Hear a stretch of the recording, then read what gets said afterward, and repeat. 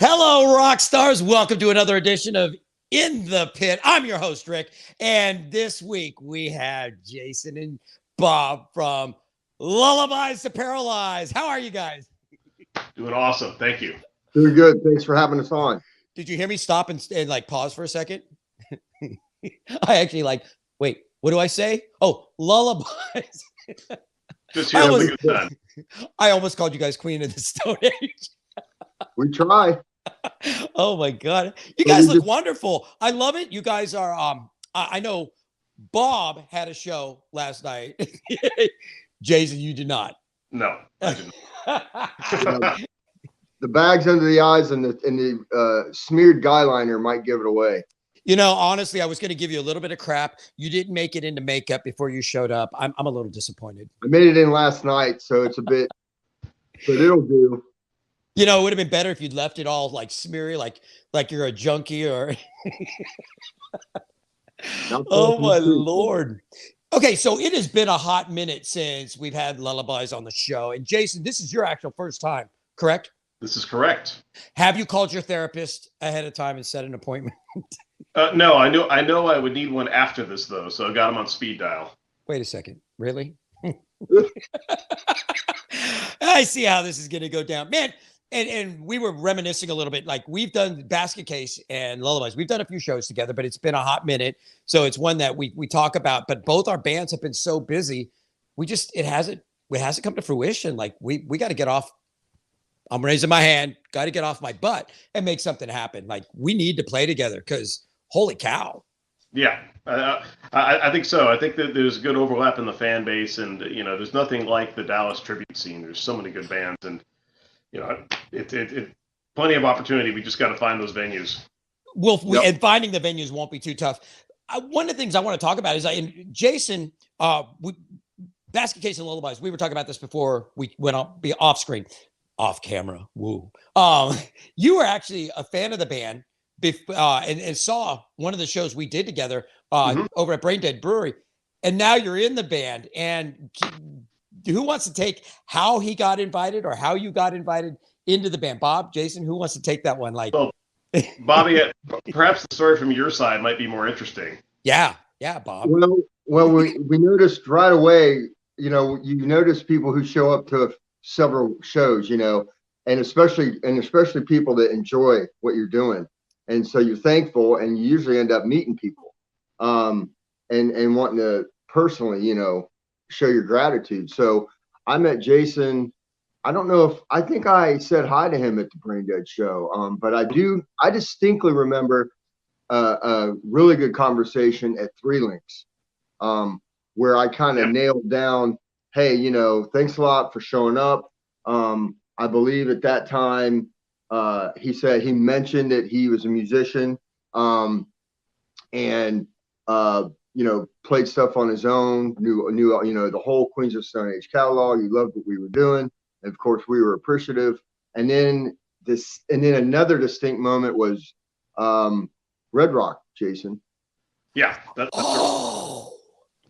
which of course is another venue that has gracefully passed and is gone in DFW. But after a Red Rock show was when I finally, I think, realized and knew, okay, this gentleman probably needs to be in our band, and we want him in the band. And I think at that time he also knew that it was destiny and things were going to happen, right, Jay?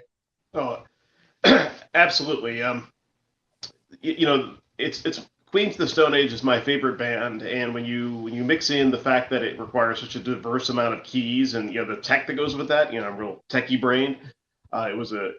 The only thing better would be to join the real Queens of the Stone Age, but they're not hiring. So you were gracious enough to extend that hand and say, hey, would you come audition? And well, here we are. So we got this great lineup now 3 years later.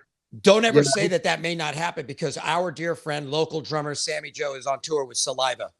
Oh, just saying. Really cool. Yeah, this is true. That's a good point. That's right, Rick. You don't know ever what's going to happen. I always tell everybody, play every show like it's Madison Square Garden. You just don't know what's going to happen. Well, and you never know. And again, you never know when, because musicians, I don't care, local, international, we're all still musicians. We still like to go to shows. And a lot of big rock stars will show up at local gigs, especially if it's somebody that's tributing them. Some of them have a problem with it, like, leave my music alone. And others are like, dude, that's so awesome. And they're flattered. You never know if one of them is going to show up at your show. And you're like, what do I do? But you don't do anything. It's a fellow musician. You know, it's like, hey, you want to come up and jam a song? Or and you maybe pull out something wicked obscure, not a hit. You know, that way it's you know, you keep their product intact, so to speak. You know what I mean? You never know when opportunity is going to knock. And I mean, Jason is in Lullabies and is our great friend because it was supposed to happen. Extremely talented musician and a good friend who's turned out to help complete what we're supposed to be about. You know, I want to just make one little observation. I noticed how he's got the logo and the name on the screen behind him. He's got the T-shirt, and Bob, the drummer.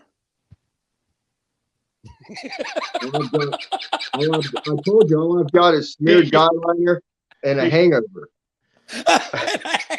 Well, I'm a drummer. but I think it's about the commitment, right? You know, you want to do the music justice, and in the Granada show, you know, for those who are thinking, well, you know, it's a tribute. Hey, number one, Queens of the Stone Age isn't touring right now, so you can come get your dose with us. And we're really, I mean, it's the entire Songs for the Deaf, the entire album end to end with all the radio chatter between the songs, because it's actually a concept album. And visually, we're going for the look. David, our bass player, he actually built these long flexi pole lights, just like the ones Queens has on stage, to complete the look. We want people to forget where they're at. That is the mission. So if you don't mess up the songs or make them our own, we go for authenticity. That's why so many keyboards. So yeah, we have this shared vision that we're gonna do justice. It's 20 years this album has been out, and even though Queens is a little more niche than, say, the Foo Fighters or Green Day, you know, there's this rotating cast of musicians that made this album who it was. Dave Grohl played on this album. You know, Alan Johannes and Natasha Snyder, may she rest in peace. You know, they played with Chris Cornell. They played with Jack White. So, you know, there's these musicians that have made this mark, and it's just kind of been this undercurrent this whole time, and they brought desert rock to the masses. Oh yeah.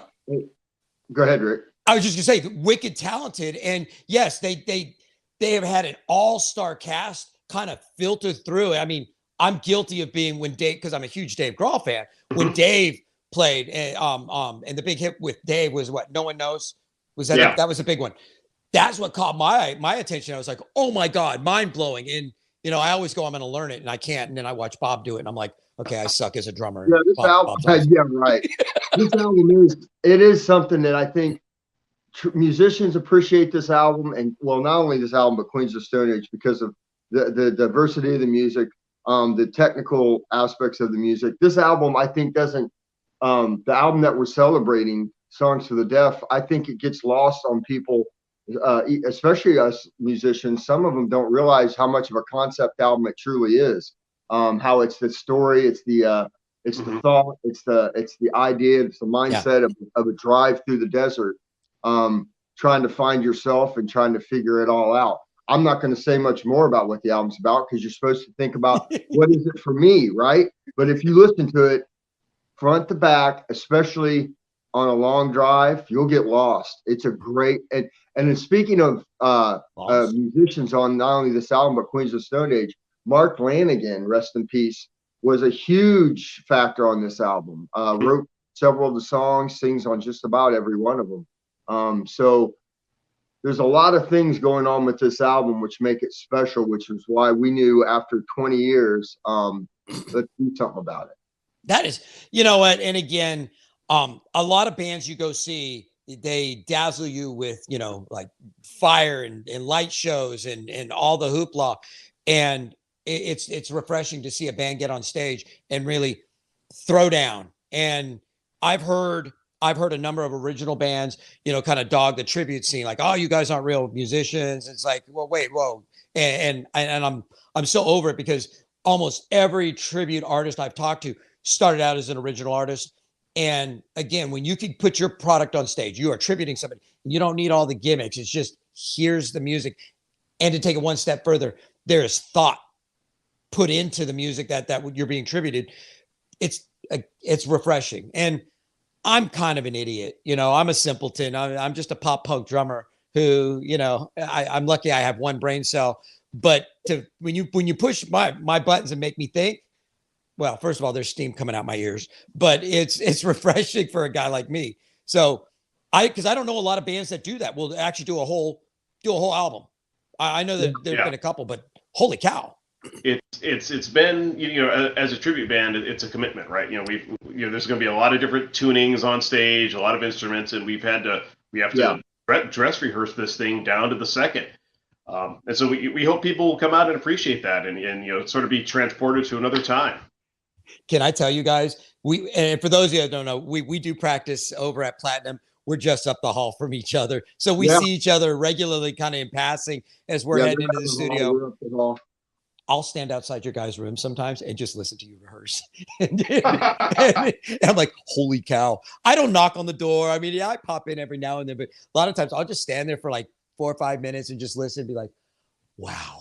Like you guys are fun to listen to just in rehearsal. And I don't record your conversations. It's fun music. It's really fun music to play. It's challenging music, which is another reason I really like to help form this band, this tribute band. Was it's not only a band I really appreciate and love, but it's challenging. Now, I'm kind of curious because I know, Bob, you are heavily into animal rescue. And I know that you guys have, Lullabies has done a few benefits for that. You guys have played a few, correct? For animal rescue. The one thing we did was for Brain Dead. There was a couple things that was behind that show that why Brain Dead got not only their festival that we did outside together, but they were doing there was some kind of charity that they were donating some money to from that indoor show also, but it escapes me what for. Okay. What about the one it was a dog rescue up in, where was it? It was at a comic book store. Do you remember that one? Yeah, we played that. We played that record comic book store. What was that? Growl. It was Growl.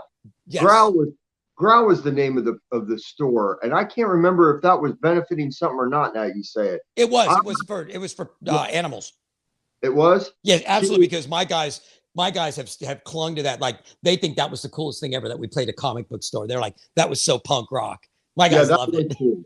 That was a fun show. There's so many cool venues, and then there's places that you play that aren't you'd call a venue, but they're really neat to play. To be as a band, as a tribute band, and again, they're not an AC/DC, Infinite Journey or Journey, Motley Crue. Like everybody knows, they've heard of Queens of the Stone Age, but they probably may not know the music. Do you guys find any difficult getting into clubs? Like, are there venues that you're just like, we're never gonna play there? Oh yeah. And and do you find that you're it's okay because your followers, your fans are like, doesn't matter, we get to get up close and personal? I mean, we do have some fans that travel hundreds of miles to come see us on occasion when they can. It has happened. And so, there is a dedicated following, and that makes it really familial. Those people are, they just adore the music. So, go ahead. No, the reason I was asking it is because there's a lot of venues at Basket Case we don't play. They think Green Day, and they're like, oh my God, they're political nightmares. We're not dealing with them. And I don't even care because our fans, like when they come see us at a mid-level club, they'll pack it in and they're like, we get a great show. And so I was kind of curious, do you guys experience the same thing? And you're like, doesn't even matter because our crowd gets that very personal kind of touch every time they come out. Oh yeah. It's not the easiest project to book, to be honest with you. I push hard. There's times I lay back and let momentum take over and hopefully get a show that way. But how's that working? Booking Lullabies is not the easiest band to book because Queens of the Stone Age sometimes gets fallen, forgive the pun, on deaf ears because they either don't know the band or they don't know the band or they don't really understand what Queens of the Stone Age music is about, which is really just straight up rock and roll. It's the only way. Oh, absolutely. Yeah. I mean, but that's a good time to give a shout out to the Granada, right? Because again, this 20th anniversary falls on August 27th, and they're giving us the slot on the 26th. So when midnight strikes, that's 20 years. That's a great venue. They're great people, and they were on board with the vision to make this happen for us. And so we love that we're getting to do this showcase at such an awesome historic venue. It's funny you said something, because I was going to wait near the end of the venue, the interview, and be like, let's talk about your upcoming. But we'll talk about it now, and we'll mention it again. But like, yes, the Granada, and it's just you guys. Did I see that right? There's no opening act. It's just you guys. No, go ahead. Go ahead, Jason. No, we did add an opening act. It's an originals band, Wells Machine, and our lead singer Sean is friends with those guys. They fit the mold. They're in the desert rock genre, and sufficiently heavy but not too heavy. And it's a great opportunity for them, and they're going to warm the crowd up for us. They're called what again? Wells Machine? Wells Machine. Okay.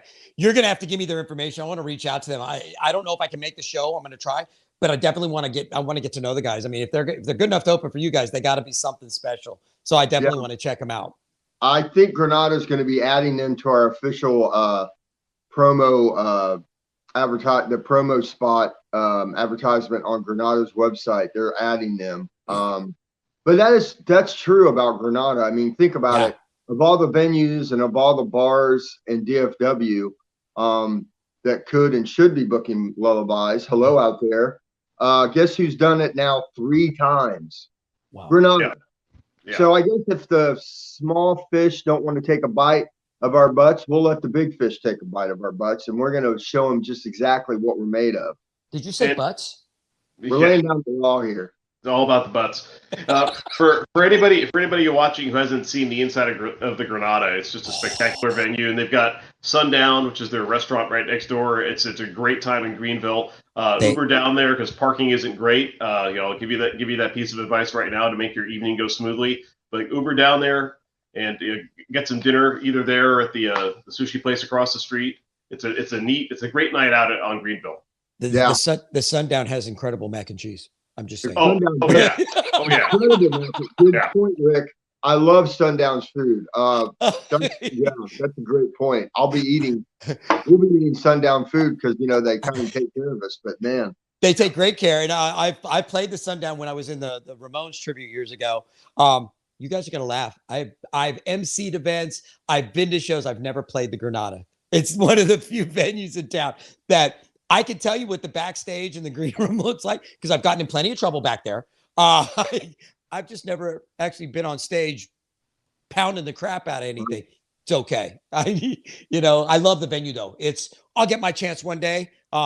It's a beautiful room. And the other thing is I've never been up in they've got the balcony where they have the soundboard. I've never been up there. Like I'm like the little kid who's scared to walk up the steps. It's pretty awesome. Oh, I've seen pictures from up there. The view is incredible. Yeah, incredible. And if you've not been to the Granada, and I definitely want to give props out to the Granada. For those of you who are watching, you got to go check out the Granada. Go see a show. There's got to be a band you like. Go support. That's a great venue. I mean, we are blessed here in Dallas-Fort Worth. We have a lot of great venues, but that's a fun one because it is an old theater. And if I'm not mistaken, they used to have seats in there, correct? It was like a movie theater, was it not? Yeah. And they ripped all the seats out. They left the walls like in kind of like you got different levels on the floor. And then you've got the upper balcony, which I don't even know if it has seats or if it's standing as well. I have no clue. There's some seats up there. It's really spectacular. It's pretty cool. But that is an incredible stage, and the acoustics in that room are phenomenal.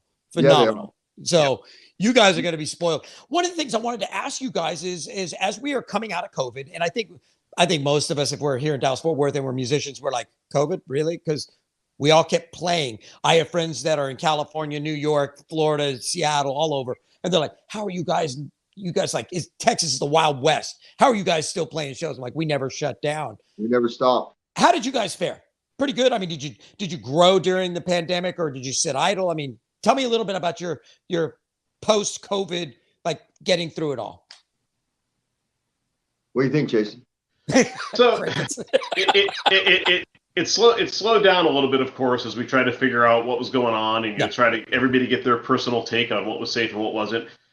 We did manage to, so we actually had a couple big shows right before the pandemic. We had a Granada show, and we had a show at at Amplified. It was Gas Monkey at the time. Yes. And then the curtain came down for a while. Yeah. That summer, we did manage to get another shout out to Amplified. We managed to get a slot headlining one of their webcast shows, which was pretty well received. Nice. And then later in the year, picked up a little bit. It of course slowed down for everybody. And once we got safe with each other, we went into the rehearsal space and tried to make sure we stayed sharp so we'd be ready when we came out of it. The biggest thing right now is, again, supporting the venues, is making ourselves available and flexible to those guys, because it's a struggle for them too, with the high cost of payroll and having a hard time getting people to work the places. So we try to work as closely as we can with the owners to bring our product to them. We know that they're challenged heavily every day. They are challenged, and one of the things that I also have the Concert Connection concert calendar that I do every week. I have my 2 shows, and one thing that I notice is there's some bands that will play every single weekend, sometimes 2-3 times a weekend. And I, as a business guy, owning a band, my whole goal has always been to like space it out at 4-6 weeks, preferably 6 weeks, sometimes longer. That way there is a demand for the band, not like, why should I come see you tonight, this weekend, when you're playing tomorrow night, next week, and the weekend after? Like, I can catch you whenever. So, right. And I think it's fair to the venues, because ultimate goal here, if people don't know, it's not about the bands being on stage. It's really about driving liquor sales. That's what bars do. They make money off alcohol. It's really what we are, Rick, aren't we? We're liquor salesmen. We really are. I mean, we are pimps. I'm getting a velvet hat here soon. No, but I mean, that's the reality of the business. So you want to be a fun band. You want to be a band that brings in a crowd, unless you just have one alcoholic that comes to every show and he's going to drop 20 grand at the bar. Then who cares? You know what we did? You know what we did because of that, Rick? We brought him in the band. Whoa. Wow. He just called you out as an alcoholic. I couldn't pass that up, Jason. You were at the guy was at every show. What were we going to do? Yeah, but here's the thing. Yeah, it said AA outside, so it kept going in, and it turns out that's not what it was. We're just awesome asshole. No, I'm kidding. Yeah, but see, now his drinks are comped at the bar, and he's not spending money, so that kind of goes. You're gonna have to fire him. Sorry. Well, it's ironic actually for a band that mentions alcohol in one of its songs, that I try to go on stage pretty sober so I can not mess everything up. I do a shot with the band before I go on, but the real drinking starts after the set. Okay, I love that. I'm going to give you props, because I know a lot of musicians that they get sloshed before they even hit the stage. I may have one drink, and I'll take a tequila up there. And everybody knows I only drink tequila now, but I'm working. Yeah. I don't go to work drunk, so I don't think it's appropriate to get on stage and play drums as an alcoholic. Good luck trying to play Queens of the Stone Age and anything but a halfway straight mind. Try to do Trey Cool and be drunk. There's no way. You can't do it. So big props. So well, thank you. It's about a good time for but we are working. We want the audience to be able to let loose and dance a bit and have a good time, but we have to provide a good product for them to do that. We provide the party. We're not there to party. Yeah, right. That sounds cliche, but it's that's the reality of it, man. You guys, I am elated that you guys have persevered, because I've watched a lot of bands. There's a lot of bands that just fizzled and disappeared because of COVID, and you guys did not. And I think you guys definitely bring a certain amount of just incredible value to the music scene. Watching you guys play is incredible. Bob, as a drummer, I'm telling you, I watch you and I'm like, okay, I should take some drum lessons. He's incredible. This show is going to be one for the record books. It's going to be 90 minutes of Queens of the Stone Age. And I know it's one of the more active members of a band as the drummer. It's taken a lot of work to get up to this, and we're ready. Are you guys, are you going to videotape the whole show? Oh, yeah. Mm-hmm. Nice. Most of our shows, because of our great bassist, David Long. You know what? We should give a shout out to David Long, our bassist, one of the greatest guys that we could have ever met, and then get in our band, who does a lot of the video and artwork for our band. He's going to be videoing. Chris Ehrman, our other guitarist, he's worked his butt off with some of the outstanding lead parts and rhythm parts for this album that we're celebrating. And of course, Sean Tinsman, our leader and our vocalist, guitarist, who was going to be on the show today but couldn't make it. They'll be joining us on stage to put forth probably what's going to be one of the more spectacular shows that DFW's seen in a while. Nice. Guys. So let's talk about it again. It's at the Granada, and it's on August 26th. Yep. And the doors are at 8 p.m. And the first band? 9 o'clock. 9 o'clock. 9 o'clock. Wells Machine. Wells Machine. 30, 40 minutes, and then we'll be next. Nice. Guys, I'm excited. I'm going to look at my calendar. I don't think I can be there because if memory serves, I think I'm actually at the Glass Cactus that night, and I got to double check. So otherwise, I would totally come hang out. But if I'm playing, sorry. That's one of the hardest things for a musician is getting able to go out and also see their friends play because we're usually playing. Yeah, we're usually playing, and then I'm in 2 bands. I have 2 shows. I'm working on a couple other projects that I'm not going to talk about, but I've got a couple other that I'm putting together. There are some nights, though, I'm going to be honest with you, I'm exhausted. I'm like, as much as I want to go support live local music, there are nights that I'm just like, I've got to stay home. I have to sleep. I'm guilty. Sorry. Oh, yeah. You got to rest too. But no, it's very true. A lot of my friends are playing the same nights I'm playing, or there's so many shows, and it's like, okay, you pick and choose your time. And so the best way to see your friends is to just book shows with them. Yep. That's a good point. Just say it. If everybody just books shows together, we get to see all our friends all the time. And for those of you watching in Europe, if you're watching from South America, from New Zealand, Australia, again, we here in North Texas, we are very blessed because we do have an incredible music scene. It's not just North Texas, which I think we're the center of the tribute universe, but we do also have, like Houston, San Antonio, Oklahoma City. We are regionally, we've got a ton of bands coming through town all the time, plus nationals coming through town. It makes it really hard. There is never a dull moment here in Dallas-Fort Worth. And I say that. And see and do. So I'm going to ask you guys, and this is a loaded question. You're going to be like, oh God, Rick, we hate you for asking it. And if you don't want to answer it, just say, no, shut up, Rick. Name your top 3 aside from your own band. Top 3 bands you love just going out to see. Go ahead, Bob. I'll go after you. Jason's like, go ahead, Bob. You take this one. Okay, never mind. I'll just take it. Of course, Queens of the Stone Age. But I've seen Tool 10 times. Foo Fighters always puts on a good show, but I'm also going to throw in there Florence and the Machine. I love all kinds of music, and she puts on a fantastic show. I don't mean nationals. I'm talking locals. Like, who are your favorite local friends bands? And you can give them a plug, but who do you go see locally if you get a chance? Or are you like, Rick, that's too hot, I'm not touching that? I'll tell you mine right now. Oh God. Who do I like to go see? I like to go see Basket Case, and it's not because you're in it, but they're fun. You guys are fun. Kiss ass. Chris Cornell Experience. I love going to see Chris Cornell Experience. They're really good.